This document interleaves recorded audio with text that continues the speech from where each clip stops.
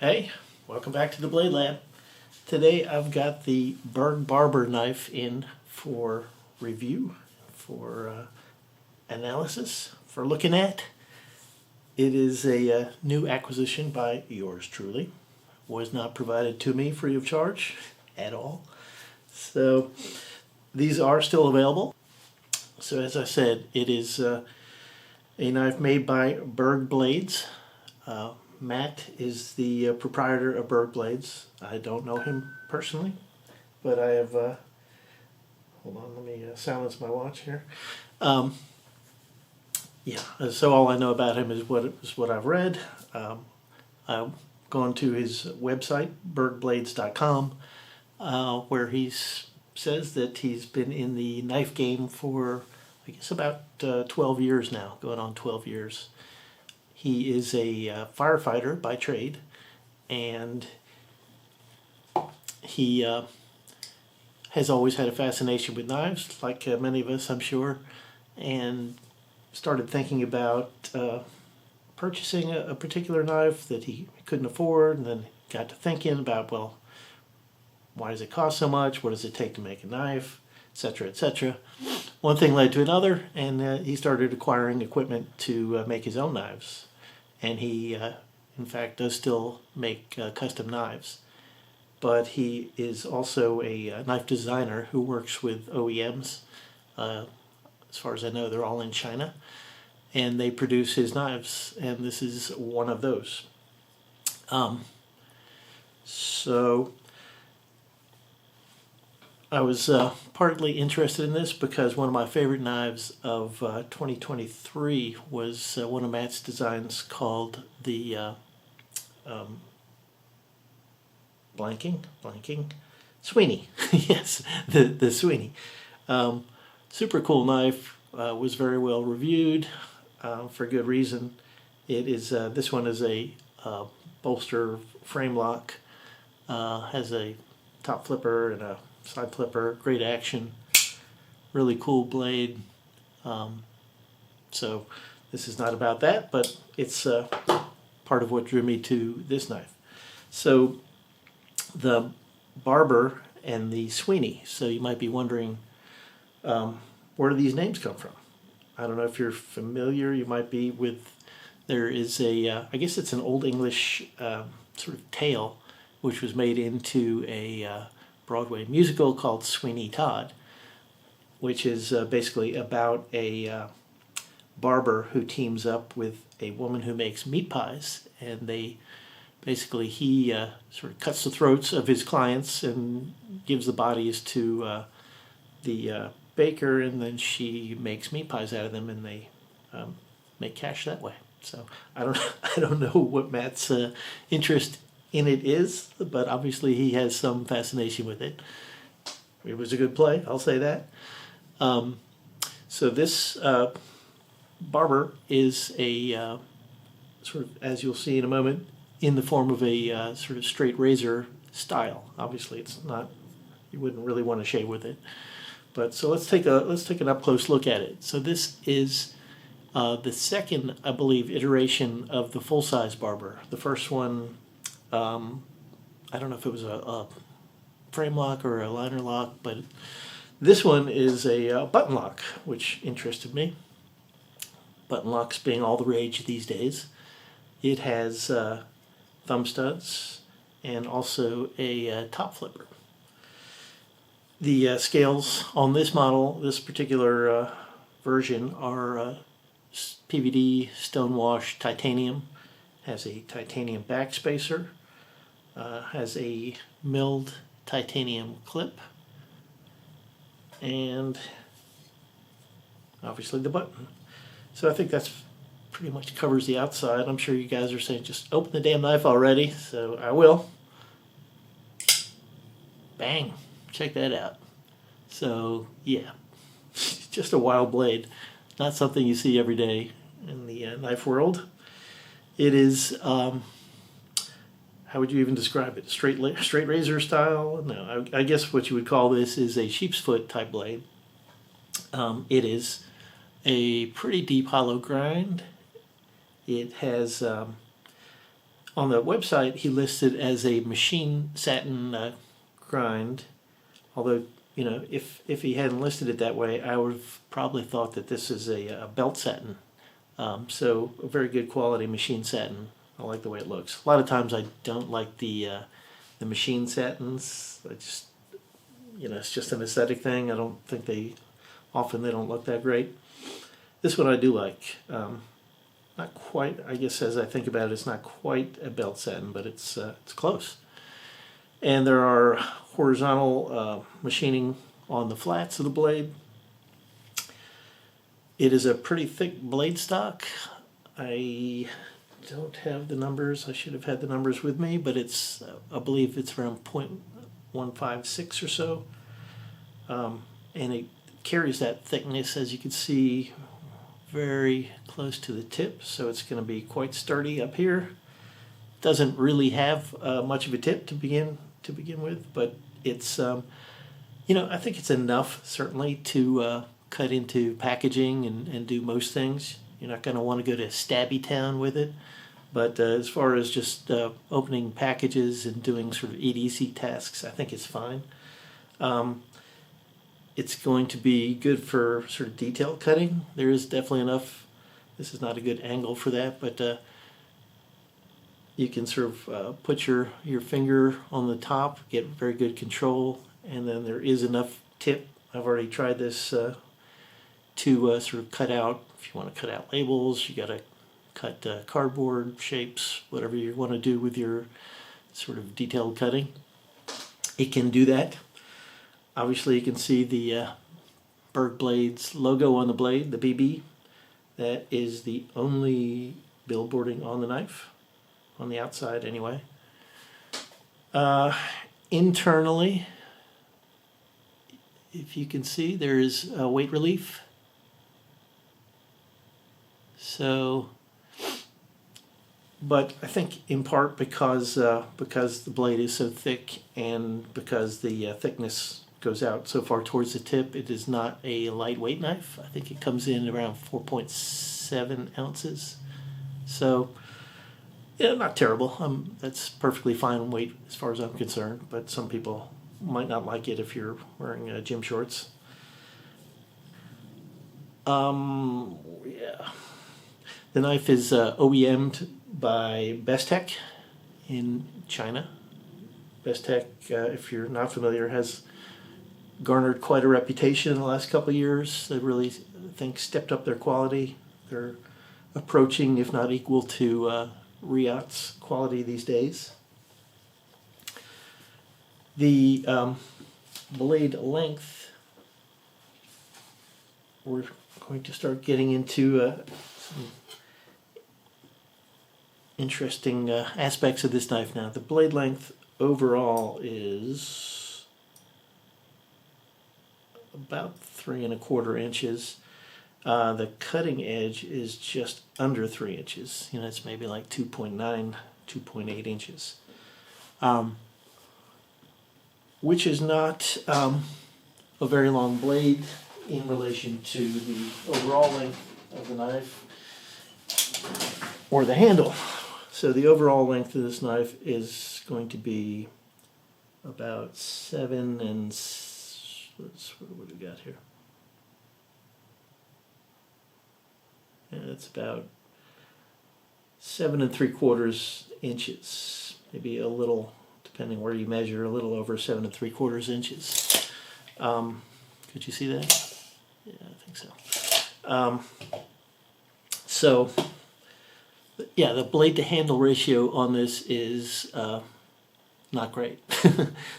Simply put, you can see when you fold it back up, there is a fair bit of handle left when it's folded, so it possibly could have come out a little farther that way. Probably the main reason that the blade is shorter relative to the handle is the position of the pivot. As a rule, sort of the closer to the top of the knife, top of the handle, the pivot is, the more blade you're going to be able to pack into the handle, just because that's where it rotates from.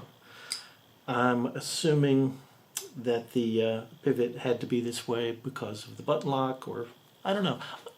Come to think of it, I believe the non-button lock version may have had even slightly less blade than this, so we won't blame it on the button lock in this case.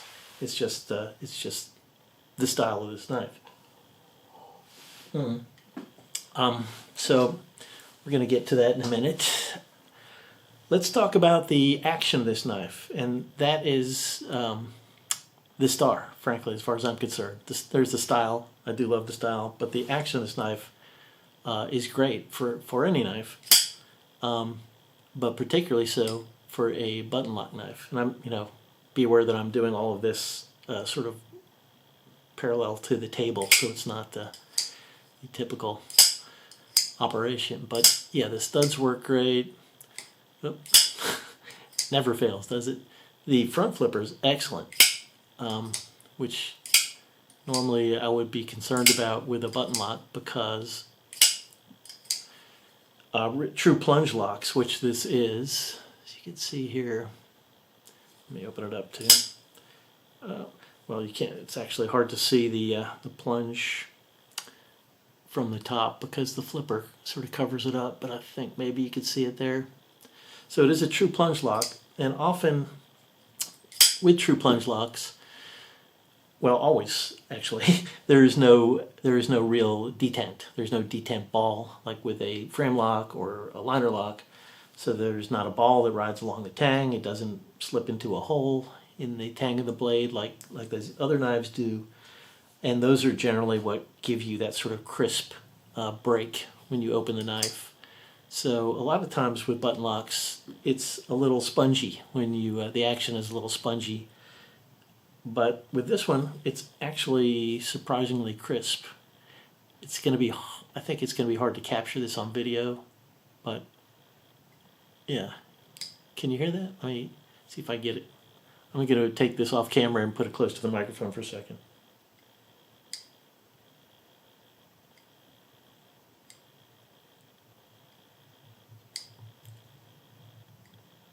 Yeah, I don't know if that's picking up at all, but there's actually, when you get to, you can pull it out a little bit, so normally we would call this pivot lash, but you pull it to here, and then there's kind of a nice little break. And that's what gives you sort of a crisp opening. So I really like it. So the front flipper tab, you can also do the index finger trick. You can do the top flipper trick, again under the camera. But yeah, so that works great, or the traditional front flipper works great. Thumbnail, meat of the thumb, meat of the middle finger, nail of the middle finger. So yeah, kudos to Matt on the action. It's superb. I really love it. Much more so than most of the button locks I have. So in the I guess pantheon of button lock action, I think the standard has for a long time been kind of the OG, which is the ProTech Malibu, which has always had a nice crisp break. It's hard to compare because the Malibu is a flipper tab only knife, which I really don't like. That's why I don't carry the Malibu all that much. You'll notice with the Malibu though that it does have that sort of bounce back thing going sometimes. A fair number of button locks have that. That's one thing that this knife absolutely does not have. It's kind of wild the way that it just sort of sucks the blade back into the handle, and it's almost impossible to make it bounce. I don't know why that is, whether it's the spring, maybe it's just that sort of having so much weight up towards the tip, but it's great, because it can be dangerous if you think you've closed a knife, but it just sort of bounced, and then you try to handle it or put it in your pocket. Can be dangerous. So that is great. Yeah, when comparing it to sort of more affordable, sort of budget budgety button locks like from Civivi or Kaiser, CJRB. I just much prefer the action on this one. The pyrite, and in this case, what is this one called? Well, I've forgotten the name of it, but this is a CJRB's Laconico knife, which is very similar to the pyrite in size and the mechanism and the detent. And those are very popular knives, but I just do not care for them. I don't like the detent on them. They just they flop open way too easily for me. Maybe I've just gotten bad luck. I have one pyrite and this knife, and maybe I just got two bad copies. I don't know, but see the bounce? That's what I'm talking about. And like the front flipper on this one is like just it's just like what? I mean, you can do it. It's just, but it just feels so floppy. Don't like it. Whereas this one, I mean, I could fail it, but certainly. But if you give it any sort of momentum, it's gonna smack open. Also has great jimping, I should mention. So you have this wider jimping, sort of where your thumb goes, and I'll talk about ergonomics in a minute. And then it has the finer jimping for the flipper, front flipper, and it works great. It really, it's not too aggressive. Some of the jimping for front flippers can be pretty sharp. This is, I think, just sharp enough to grab your skin, but not so sharp that it's going to tear you up. So I love that. So let us do some size comparisons. Well, since we have this CJRB out, we'll lay this down here. So you may not be, this is not quite as popular as the pyrite, but it's essentially the same size, lengthwise. So if we go tip butt to butt, you can see that the barber is bigger. If we go pivot to pivot, barber's still a little bigger. Edge length, that's where the barber is going to fall behind. So there's your CJRB. Let's do, of course, the Spyderco Paramilitary 2 is a little bit longer. It's certainly going to be taller. Let's look at them folded in a minute. And the other standard would be the Benchmade Bug Out. Bug Out is going to be considerably shorter, although again, blade length is probably a little longer on the Benchmade. Since we're looking at sort of a premium button locks, let's also put a couple other premium button locks in there. We've got the Malibu, which we saw, and we also have the Hoback Sumo. So all three of these have good button lock action. I think my favorite of the premium button locks that I have is definitely the Barber. The Sumo has a nice break, but it sure has a bounce issue, and it's just not as crisp. Okay, so we've talked about the blade to handle ratio, and the fact that it doesn't have, like, it's getting a little grody here. Let me just clean this up. A little piece of denim. I think that'll work. The fact that it doesn't have the pokiest tip in the world. It's kind of all belly. So, I think good for most EDC tasks, as I said, but it's, considering the size of the blade, it's a little big, it's a little heavy. So that brings me to a new segment on the Blade Lab show, which we are calling Audience. Who's it good for? Who's it good for? Well, I think this is not going to be a knife for somebody who's looking, first of all, for a sort of general one knife, solution. It's not going to be the one knife you take to work every day to do your sort of work type tasks. Just because there are less expensive knives that will give you sort of more blade in probably a more useful shape in a smaller and lighter form factor. So this is a knife for people who, I think, just love the style of it. This is a knife for collectors, for people who have a bunch of knives and want something interesting. I saw, I'm actually repeating something another reviewer said, and I can't remember. I don't know if it was. I really can't remember which one it was, but anyway, shout out to whoever made that observation. But I have the same observation. So, I mean, that's not to say that it's not a useful knife. You can, as I've said repeatedly now, this is going to be quite useful for doing any of your EDC tasks. It cuts very well. Oh, I forgot to mention that this is not the original edge.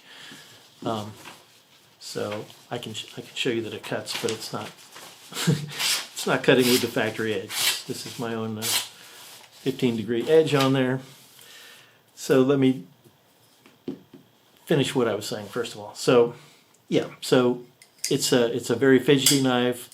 I think it's a cool looking knife. It's something that if people who have any interest in knives see it are going to be it's going to be a sort of conversation starter, and yeah, I think that's what it's good for. And if you fit in that category, then I would highly recommend it. If you're just looking for a everyday carry one knife solution, I would not recommend it. Sorry, that's just how I feel. So now getting back to the actual edge on the knife. When I received it, I always measure the statistics when I get there. So it had I believe it was I can't remember if it was 19 or 20 degrees. I think it was 20 degrees per side edge. I put it on the best tester. It got a score of 210, which was a little better than average. I stropped it and it went down to 130, which is good. That's a sharp knife. I prefer a steeper angle for better cutting, so I brought it down to 15 degrees and a best score of 70, which is for the barber pretty close to straight razor territory, although I would not shave with it. Okay, where does that leave us? Oh yeah, okay, so is there anything I don't like about it, aside that we haven't already talked about? There is one sort of big thing that's an issue with me, which is the pocket clip, which as it arrived was just super, super tight. It is not going to fall out of your pocket, that is for sure. I don't care if you're doing back handsprings. So I tend to wear, cargo pants, cargo shorts, things that have thick pockets. So that was a little bit of an issue for me. I mean, the retention on this is just kind of ridiculous. So it will loosen up a little bit over time. I have bent it back just to remove some of the tension. I just use like one of these, it's like a little nylon or plastic pry sort of type thing, and what I did is just sort of shoved this underneath there and just kind of bent it up just to take some of the pressure off. And you can always, it's titanium, so if you go too far and it starts getting too tappy for you, you can always bend it back. It's not really a problem. It's not like you're going to break it not an issue with this one.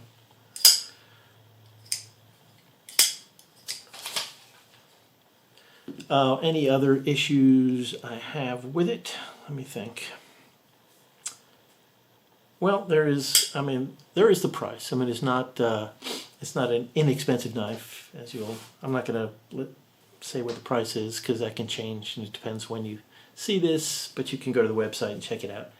So I think for what the cost is, I think it would have been nice, even though the machine satin is a nice machine set, it would have been nice to have an actual belt satin, and even more so to have sort of a hand rub flats on here. I don't think that would be an outrageous ask for for the price of the knife,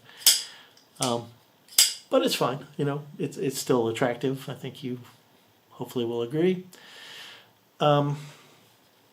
Anything else? Oh, I did not mention, which I should have, that I said the clip was titanium. I believe the hardware is also titanium. According to the website, let me just get a magnet to make sure. Sometimes it's not entirely clear what people mean by hardware when they say hardware, but yeah, the screws do indeed seem to be titanium. I can tell you from looking at them that all the screws are T8s, pretty sure. Yeah. And pretty minimal hardware. Certainly there's only the pivot screw on the show side.